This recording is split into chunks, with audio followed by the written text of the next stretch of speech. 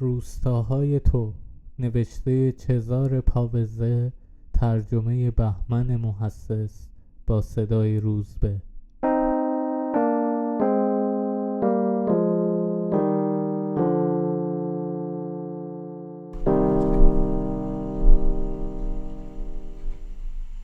بخش دوم. برای حرکت تا صبح صبر کردیم، چرا که مونتیچلو یه ده دور افتاده است و شب ترن از آنجا رد نمی شود. منتظر که بودم فکر می کردم اگر نیم تنه خودم را روی نیم تنه پیرتو می گذاشتم فوراً این حرف ها تموم می شد. که اگر در آینه نگاه می کردیم انگار برای هم ساخته شده بودیم، که او همیشه مرا خواسته بود، که نه من و نه خودش لیاقت دوستی را که به بازی گرفته بودیم نداشتیم. حتما اذیتم میکرد و مرا علیه پیرتو تحریک میکرد. بهتر بود تنها بیدار میشد و مثل پیرتو دماغش میسوخت. همین که روز شد سوار شدیم و شرط میبندم درست وقتی حرکت کردیم که میکلا زیر پتو غلط میخورد. تالینو سرش را روی بقچه گذاشت و خوابید. دستمال گردنش کج شده بود و به من چشمک میزد و انگار از این که به من انداخته بود میخندید. فقط مگس نبود، طویله هم بود و بوی طویله و گوساله. او مثل گوساله بود و بعضی وقتها فکر میکردم 2 گوساله است. خوشبختانه هوا خنک بود و ما هم تنها بودیم. دق دلم را روی سیگار در می آوردم. در باندیتو مردم سوار شدند. دهاتی بودند و به بازار برا می رفتند. تالینو با هر دو چشم نگاهشان می کند و وقتی می خواهند سر صحبت را با من باز کنند می گویم با او حرف بزنید. در برا پیاده شدیم که ترن عوض کنیم. 1 ساعت معطلی داشت. به او گفتم انشالله نمیخوای تو باغ بشینی، از باغ عقم میگیره. ولی تالینو 3 لیر بیرون آورد و به من میگوید که باقی 5 لیرم است و در تورینو دلخواهش را پیدا نکرده بود و در برا جایی را میشناخت که 2.5 لیر کافی بود. میگویم ممکنه، حتما دهاتی هن. تالینو میگوید چی میگی؟ انقدر سفیدن که دل آدم غش میره. من در قهوه خانه جلوی میدان ماندم. تشکر کن که پولو پس نمیگیرم، زود تمومش کن. در قهوه خانه انگار در تورینو بودم. خوشم آمد. حالا میفهمیدم چرا تالینو در اتاق انتظار ایستگاه و در ترن خودش را به خواب زده بود. نمیخواست جریان آنجلا خانوم را برایم بگوید، یا شاید با تعریف داستان ده به آنها هم انداخته بود. وقتی برای میکلا گفته بودم زیرلبی میخندید، چرا که زن بود و خیلی چیزها میدانست. به موبور پشت صندوق میگویم ببینم جای خلوتی پیدا میشه که منتظر دوستی بمونم که رفته عشق بکنه. پشت صندوق 1 در بود و از آنجا جوانکی که شبیه منشیها بود پاهایش را نگاه میکرد. گفتم میشه اونجا رفت؟ ناگهان صدای 3 ضربه شنیدم. یادم رفته بود از تالینو بپرسم در مونتیچلو بیلیارد هست. میگویم سوار ترن بشم یا بیلیارد بازی کنم یا با یه دختر خوشگل حرف بزنم. موبور خندان به من نگاه میکند و جواب میدهد هر 3. اگه سوار ترن بشم بقیه رو از دست میدم. همه جا بیلیارد هست ولی موبورش نیست. جایی که میرم زنا زمین شخم میزنن. جوانک که از پشت نگاه میکرد برای خودش خندید. به دخترک میگویم اینجا مردم از دیدن پا خندشون میگیره. هنوز نفهمیده بود که من و آن جوان به هم اشاره میکردیم. 1 دست بیلیارد شرط بستیم و هرچه داشتم باختم. دخترک لحظه ای از در نگاه کرد و بعد صدایش زدند و ما بازی را بدون او تمام کردیم. جوان که شبیه منشیها بود زیر لبی میخندید و اول 2 ضربه زد و بعد هم کار را تمام کرد. ساعت پرسیدم و شنیدم که ترن حرکت کرده. تالینو آرام در ایستگاه منتظر بود. خب حالا چرا با من نیومدی؟ کیف میکردی.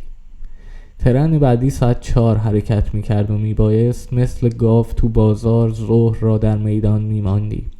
هوا چنان گرم بود که حتی مگس ها هم میمردند. به تنها جایی هم که میشناختم نمیتوانستم برگردم. تالینو گفت بریم چرخی بزنیم. تالینو مرا به بازار برد. خودش در آفتاب راه میرفت تا جنس را ببیند. من بقچه‌ام را در ایستگاه گذاشته بودم و از کنار می آمدم. وقتی پهلوی خودم حساب کردم دیدم برای 2 روز دیگر سیگار دارم. زنها چه فلفل‌های قشنگ و قرمزی می‌فروختند. زنها بیشتر فریاد می‌زدند. انگار جمعه بازار بود. بیان که بایستم به خودم گفتم برتو، خب نگاهشون کن. خودتو تو دست اینا انداختی. از زیر طاق‌نما که بازار را نگاه کنی انگار کنار دریاست. پیشخوان‌ها پر از کلاه و زیر پیراهن و پیراهن است که حتی گذشتن از مقابلشان آدم را خیس عرق می‌کند، چرا که همه چیز ده کلفت است، از پوست پا گرفته تا پاچه شلوار. تالینو مصمم پیش می‌رفت، به مردم تنه می‌زد، پایش را باز می‌کرد تا سگ‌ها رد شوند، حتی گردنش را با دستمال قرمزی که 3 گوش روی شانه‌اش افتاده بود پاک نمی‌کرد. جلو یکی ایستاد که کمرش را با شال قرمز بسته بود و مثل گاریچی ها بود و دیلم و ابزار آهنی می‌فروخت. فوراً بلند شد، با چکش روی یک بشکه زد، یکی را صدا کرد. پسرکی آمد و اون مشتی به پهلوی تالینو زد. گاریچی حساب دستش بود. واضح هست با زندگی که دارند اگر هم فقط تو ده بمانند باز هم هر آشی را با هم می‌خورند. دائم با مردم سر و کار دارند. اگر به جای تالینو و پیرتو با من بود، این شغلی بود که به درد ما میخورد. من و تالینو را به شراب فروشی برد. از آنجا مواظب آهنالاتش بود که پسرک را برای پاییدنش گذاشته بود. گفت ولش کن، برای وسط تابستون حاضره. داخل شدیم و دستور شراب داد. اولین سوالش این بود که کی آزادش کرده بودند. به شانه‌اش کوبید و گفت خیالش راحت باشد، چرا که پراتی ها به فکر بریدن یونجه بودند و وقتی رئیس ژاندارم ها رفته بود که کار را تمام و شاید هم جمع کند، گفته بودند که دیگر فصلش گذشته است. بعد گاریچی چپ چپ به من نگاه کرد. من به او نگاه میکنم، به صورتش میخندم و پاکت سیگار را میکشم بیرون. آخریشه، ادامه بدین، با تالینو هستم. تالینو میگوید میاد خونه ما کار کنه. گاریچی میخندد، سیگار را بر میدارد و شراب میریزد. بعد مدتی درباره آتش سوزی حرف میزنند و من روی صندلی خودم را جا به جا میکنم و نگاهشان میکنم. از خودم پرسیدم برای چه کاری به منزلش میرفتم و کلم داغ شد. گاهی به موقع عقیده خودم را میگفتم، چرا که قبلا به تالینو گفته بودم مشکل از کسی را که در ته چاه و یا در ته دره کار میکند به آتش سوزی روی تپه متهم کرد. ولی برتو، اسمش مثل من بود، که همه این جاها رو گشته بود، قشنگ با تالینو بازی میکرد. میخواست به سرش فرو کند که حالا که تبرئه شده میبایست خیالش راحت باشد، چرا که در شب از توی گودال حتی ماه را هم نمیشود دید، تا چه رسد به قیافه تالینو. میپرسم مگه شب اتفاق افتاد؟ البته چون این حالو برای این که تو شب خودشو نشون بده میره تو گودال قائم میشه. در اینجا فهمیدم که تالینو حتی یک لحظه هم از پختن من دست بر نداشته بود. گاریچی را صدا کردند، به ما گفت همانجا منتظرش بمانی. به تالینو میگویم ببین چرا هیچ وقت به من نگفتی که اون خونه شب آتیش گرفت؟ اینجور ناروها خوبه؟ میپرسد چطور؟ من گفتم روز بود. ول کن، حالا با سلیر چطور غذا بخوریم؟ برتو مهمون میکنه، چون هر وقت به مونتیچلو میاد تو خونه ما میخوابه. برتو برگشت، با دست عرق گردنش را پاک کرد، جلو در فریاد کشید و آش سفارش داد. از او میپرسم تمام سالو میگردین؟ نان را پاره میکند و میگوید میریم، اسب دهنه میخواد. این جاده ها که مثل تورینو نیستن، برف زیاده. دور آخر و پاییز میزنیم، همون وقتی که تالینو انگورشو میفروشه. ازش بپرسین وقتی میرم پولمو بگیرم باباش چه حالی میشه. امسال 2 کاسه هاشم بالاشه. حالا که با مونتیچلو میریم جیبمون مثل کف دست صافه.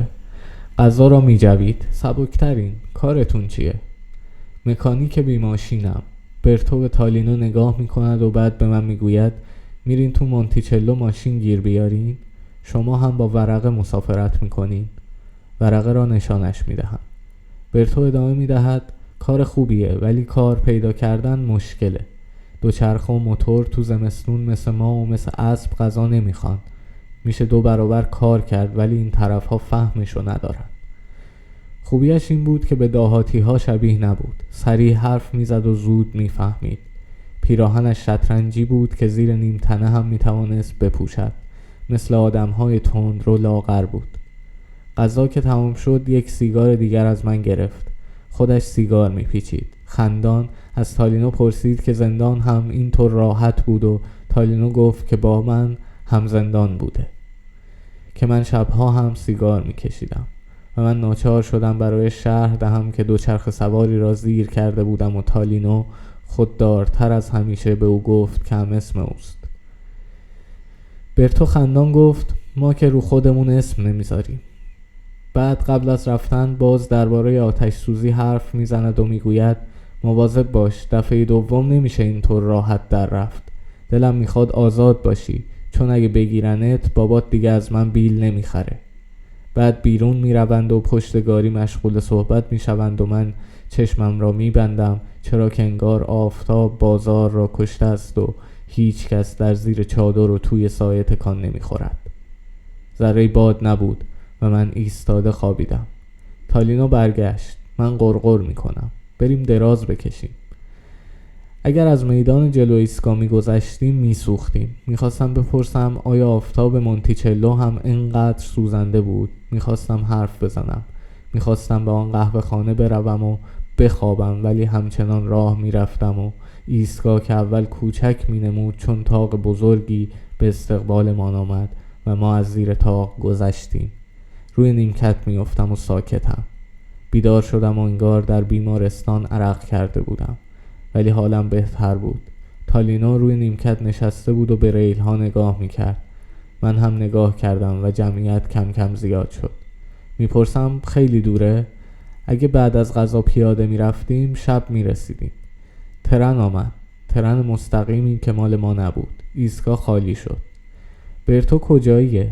اهل لانگا کالا ماندرانا، اون ور دره بلبو.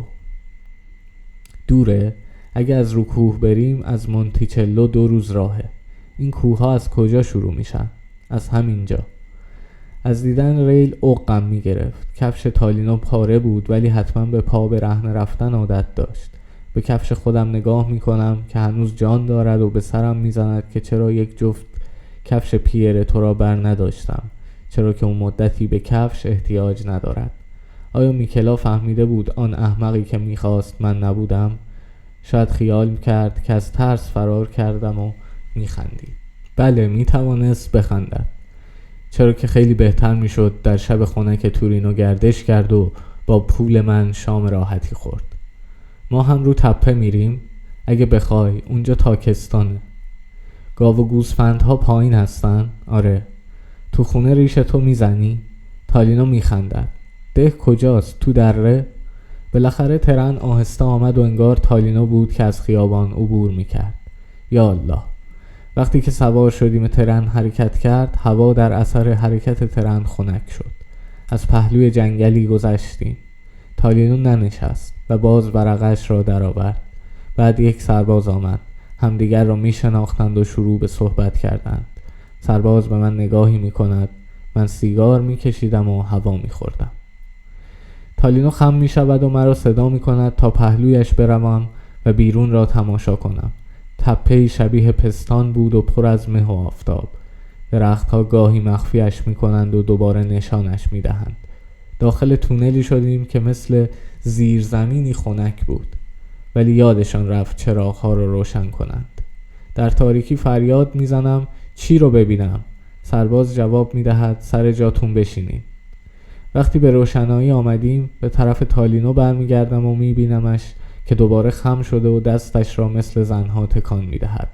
با آن دستمال گردن کجش دائم برمیگشت. میخواستم بپرسم بوی طویله به دماغت خورده؟ از خنکی هوا لذت میبرد و خیلی راضی بود. تپه را با انگشت به من نشان میدهد و میگوید حالا تپه را دور میزنیم. خانه ما اونجاست.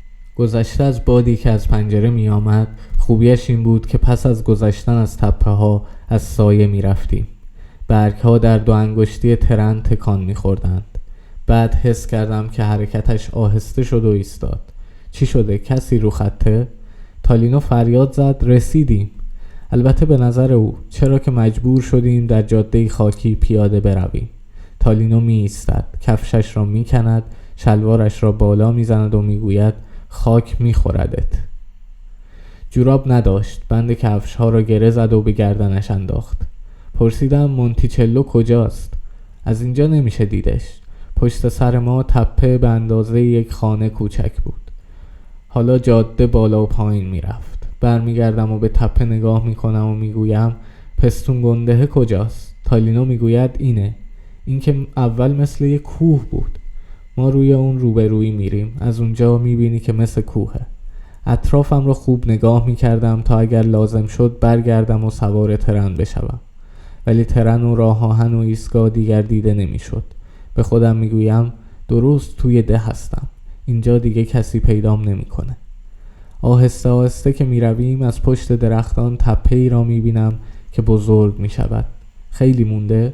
خدا رو شکر که خورشید غروب میکرد و از پهلو به پای تالینو میتابید و چون چراغ اتومبیل در شب غبار جاده را روشن میکرد.